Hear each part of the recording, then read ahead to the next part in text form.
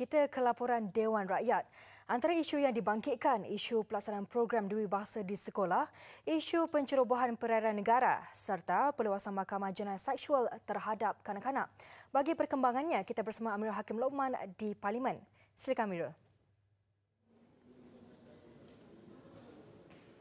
Ya Munir, Assalamualaikum dan salam sejahtera. Terus ke laporannya. Kerajaan sedang memperluaskan Mahkamah Jenayah Seksual terhadap kanak-kanak secara berperingkat ke seluruh negara untuk menyelesaikan dan melupuskan kes jenayah berkaitan dengan adil dan cepat. Timbalan Menteri di Jabatan Perdana Menteri Muhammad Hanifah Maidin berkata, peluasan itu telah bermula sejak April tahun ini dengan tersiapnya Mahkamah Session Jenayah Seksual Kanak-kanak kedua di Kuching, Sarawak yang telah mula beroperasi selepas di Putrajaya.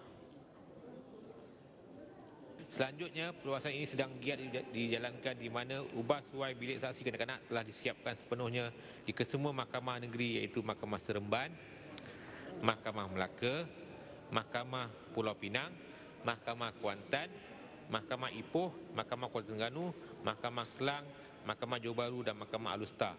Dijangkakan kesemua mahkamah ini akan dapat digunakan sebaik sahaja perolehan bagi peralatan ICT.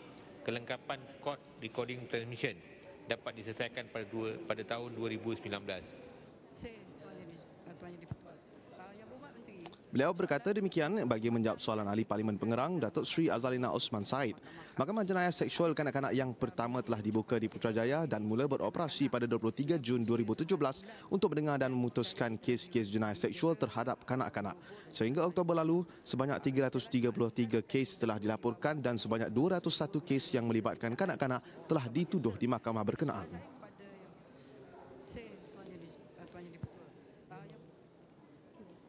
Kementerian Pendidikan Malaysia KPM sedang menjalankan kajian impak pelaksanaan program Dewi Bahasa DLP di sekolah rendah dan sekolah menengah di seluruh negara. Timbalan Menterinya Teo Ni Ching berkata, dapatan kajian itu dijangka akan diperolehi dan dibentangkan pada awal Januari tahun hadapan. Adakah kementerian terbuka untuk mengadakan kajian bersama kolaborasi dengan pihak universiti supaya program yang kita perkenalkan nanti bukan sekadar menggunakan mata pelajaran teknikal untuk ajar bahasa Inggeris, tetapi kepada root causesnya dengan izin, iaitu memanjangkan tempoh pengajaran bahasa Inggeris dalam kelas dan sebagainya. Dan setakat ini, murid-murid yang terlibat dalam program DLP ini, termasuklah sekolah rendah dan sekolah menengah, adalah seramai 222,000 orang, 960 orang. Jadi ini menunjukkan bahawa memang semakin ada sedikit peningkatan, tetapi ini juga menunjukkan bahawa daripada kajian impak DLP yang telah dilaksanakan itu, walaupun tak ada kajian itu belum komplit lagi, tetapi kalau saya boleh kongsi sikit tentang dapatan awal tentang kajian ini memang menunjukkan bahawa keputusan ataupun markah peperiksaan akhir tahun untuk murid-murid di sekolah menengah dari sekolah bahasa Inggeris, bahasa Melayu, matematik dan sains memang nampak satu peningkatan yang agak terkera untuklah murid-murid pelajar-pelajar yang mengikuti kelas yang melaksanakan DLP.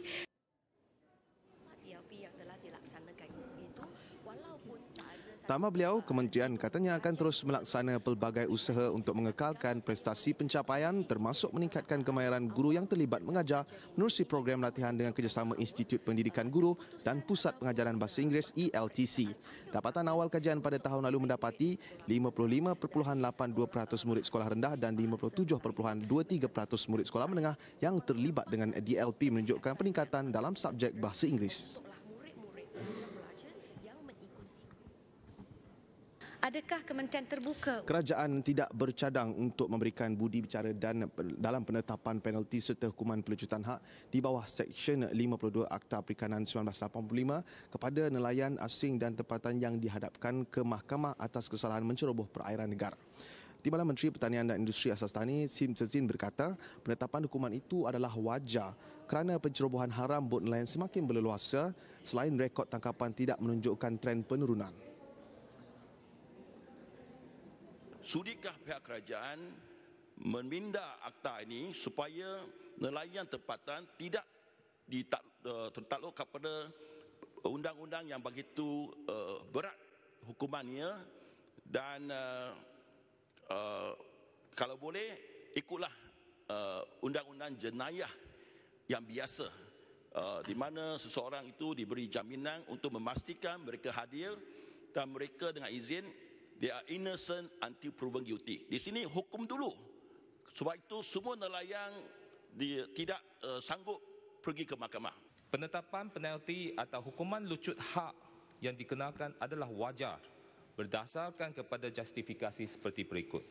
Nombor 1, pencerobohan haram oleh vessel-vessel penangkapan ikan asing yang sangat berleluasa dan rekod tangkapan vessel asing yang dijalankan oleh APMM tidak menunjukkan trend penurunan.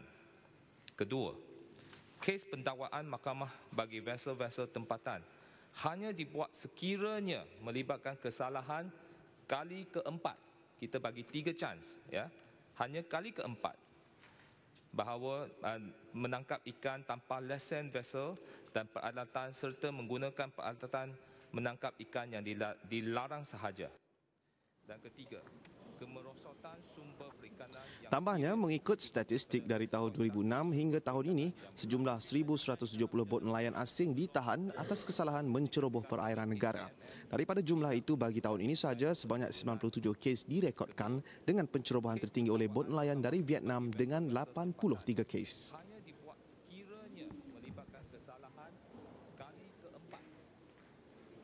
Sementara itu, Timbalan Speaker Nga Koming menegur Ahli Parlimen Lenggong Datuk Syamsul Anwar Nasarah yang bertindak mengganggu sesi jawapan lisan oleh Menteri Kewangan Lim Guan Eng tanpa kebenaran.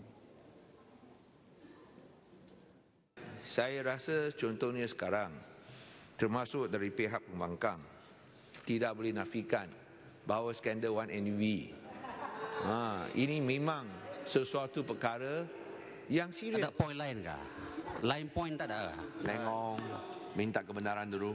Ya, kerana pembangkang tak ambil berat tentang 1NDB. Itu sebab pembangkang sekarang jadi Poin tak ada kah? Ini Menteri Keuangan tak ada poin ni. Pusing-pusing sama juga. Pusing-pusing sama juga. Poin tak ada. Jawapan. Tak ada fakta kah? Lengong, berapa kali nak saya bagi peringatan? Sila, yang mana? Itulah masalah orang yang tak mau menghadapi berdepan dengan realiti dan hakikat.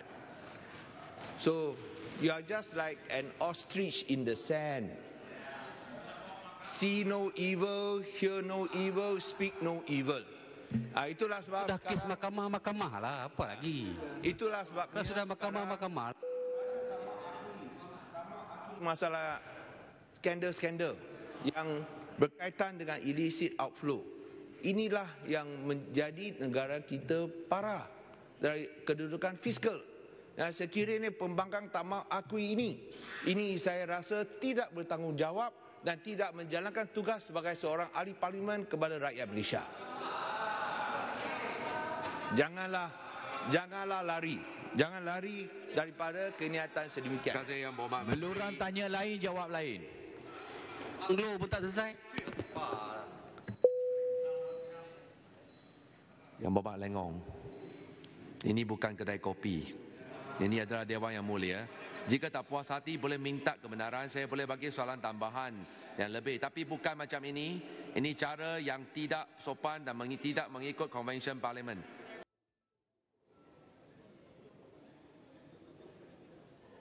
Dengan itu, sekian saja laporan dari Parlimen. Sidang Dewan Rakyat berehat sebentar dan akan bersambung jam 2 petang nanti. Saya Melaki bin Lokman kembali bersama Munir di Sepetak. Silakan.